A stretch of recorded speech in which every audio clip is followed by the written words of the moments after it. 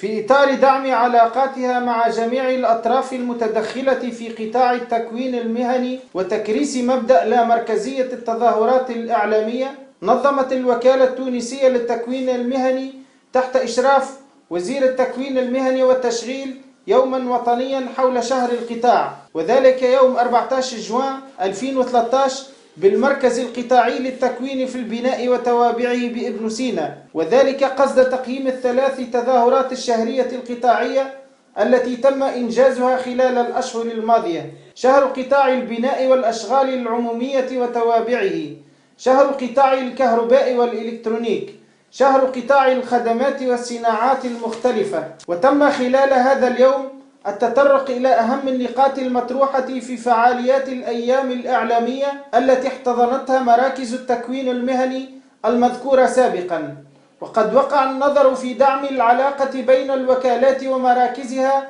مع المهنيين، سواء غرف مهنية أو اتحادات مهنية أو صناعيين أو مزودين أو مؤسسات اقتصادية والمندوبيات الجهوية للتربية. دعم العلاقة بين مراكز التكوين المهني المؤمنة في نفس القطاع بنفس الجهة وبالجهات الأخرى.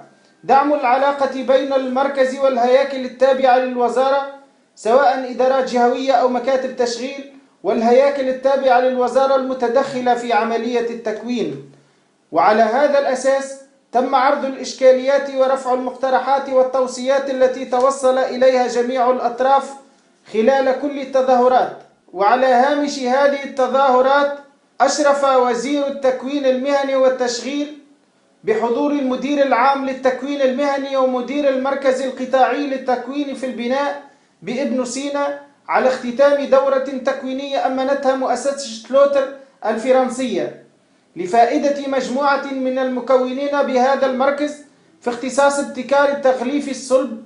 وقد انطلقت هذه الدورة من 5 جوان إلى 14 جوان 2013، علما وأن مؤسسة شلوتر كانت قد تكلفت بتوفير المواد والمعدات الضرورية لتأمين الدورة التكوينية وتقديم كل الدعم الفني اللازم للتدريب، مع توفير شهادات بتوقيع مشترك للمتكونين الذين استفادوا من هذا التدريب. وقد قلد السيد الوزير ميداليات لعدة مكونين داخل المركز.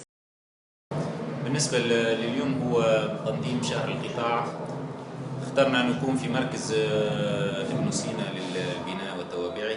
هو الحقيقة التظاهرة اليوم هي تهدف أكثر إلى عملية تقييم ما تم إنجازه في إطار شهر القطاع، باعتبار أنه شهر القطاع تنظم في عديد من المناسبات سابقا، وحبينا نقيموا التجربة دي باش نقفوا على نقاط القوة متاعها ونقاط الضعف. ونعتقد اللي هذه مسألة ضرورية اليوم، ترسيخ ثقافة التقييم، أكان ذلك على مستوى الوكالة التونسية للتكوين المهني أو حتى على مستوى الوزارة. تقييم ضروري جدا حتى نتعلموا من أخطائنا وحتى نحسنوا التجارب متاعنا. خيرنا أنه تكون الانطلاقة اليوم مركز ابن سينا لعديد الأسباب، أهمها أنه المركز هذا هو مركز متميز فعلا، ويضاهي يعني أفضل الجامعات في تونس إن لم يكن أفضل منها بكل صراحة، على مستوى التجهيزات، على مستوى الهندسة، على مستوى حتى المنطق اللي تبنى به والفلسفة اللي تبنى بها، وهي فلسفة خضراء، فلسفة إيكولوجيك يعني. ولاحظتوا جيدا المستوى العالي للتجهيزات اللي فيه. اغتنمنا الفرصة دي باش نعطيه صورة أخرى للتكوين المهني في تونس، ونقولوا أنه راهو مراكز التكوين المهني في تونس هي يعني تضاهي فعلا الجامعات، ما ثم حتى فرق بين أنك تقرأ في جامعة أو أنك تقرأ في مركز تكوين مهني.